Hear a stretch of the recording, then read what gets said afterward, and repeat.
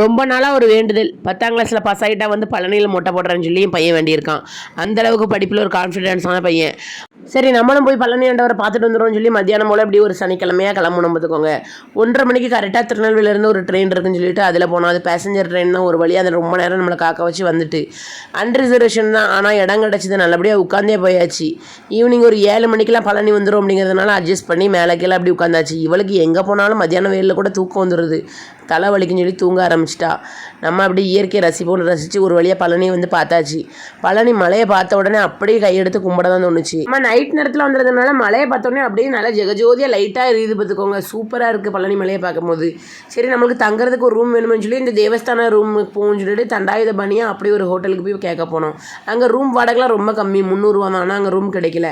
அப்புறம் என்ன பண்ணுறது, கோவில் பக்கத்துலேயே ஒரு ரூம் வந்து வாடகைக்கு இருக்குது. ஆனால் கொஞ்சம் வாடகை கூடுதல், ஏசி ரூம்னு சொன்னாங்க. பரவாயில்லன்னு சொல்லி அதை புக் பண்ணிட்டு அங்கே போய் உட்காந்தாச்சு. போனோடனே நம்ம ஃப்ரெஷ் ஆகிட்டு சாப்பாடு கொண்டு போயிருந்தோம். அதை ஃபஸ்ட்டு சாப்பிட்டு தான் அடுத்த வேலைன்னு உட்காந்துட்டோம். நம்ம ரூம் வாசலில் நின்று பார்த்தா அங்கேருந்து பால்குடம் போய்கிட்டே இருக்குது தெரிஞ்சுது. என் பையன் காலையில் எழுந்திரிச்சு கிளம்பி ரெடி ஆகிட்டான் மொட்டை போட. நானும் என் பொண்ணு, என் தங்கச்சி, என் பையன் கோவிலுக்கு போகிறதுனால பட்டு சாரி கட்டிட்டு போமேன்னு சொல்லி இங்கேருந்து பட்டு சாரிலாம் எடுத்துகிட்டு போயாச்சு.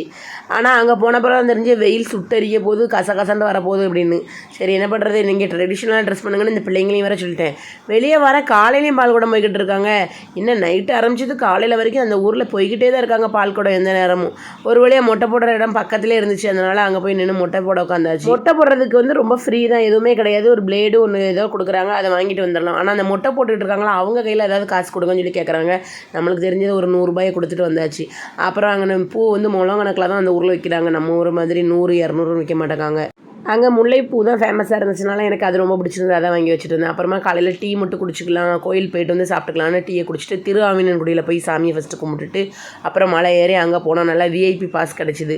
உடனே அங்கேயும் கும்பிட்டுட்டு காலையில் சாப்பாடு என்னென்னு பார்த்தா எல்லாம் 11 மணி ஆகிட்டு டிஃபன் தீர்ந்துட்டுன்ட்டாங்க. அப்புறம் கம்பங்கூழ் ஒரு அம்மா விற்றுக்கிட்டு இருந்தாங்க. அங்கே போய் கம்பங்கூழ் நல்லா மோர் மிளகா மாங்காய்லாம் வச்சு குடிச்சிட்டு அப்படியே கோவில் வழியாக திருஆவினன்குடிக்கிட்ட நிறைய கடைகள்லாம் இருந்துச்சு. அங்கே போய் பர்ச்சேஸ் பண்ணிவிட்டு போகிறவங்கள பிடிச்சி வச்சு 2 ஃபோட்டோவையும் எடுத்துகிட்டு நம்ம தங்கியிருக்கிற இடத்துலேருந்து கோவிலில் வெளியே வரைக்கும் நம்மளுக்கு அந்த கார் வந்து பேட்ரி கார் போய்கிட்டே இருக்குது. அதனால் அதில் போயிட்டோம். ஒரு வழியாக மதுரை ரயில்வே ஸ்டேஷனுக்கு வந்தாச்சு. அங்கே வந்து நம்ம வந்த கெட்டப்பே மாற்றிட்டு வேறு வழியாக உட்காந்து திருநெல்வேலி கிளம்பி ஓடி வந்தாச்சு.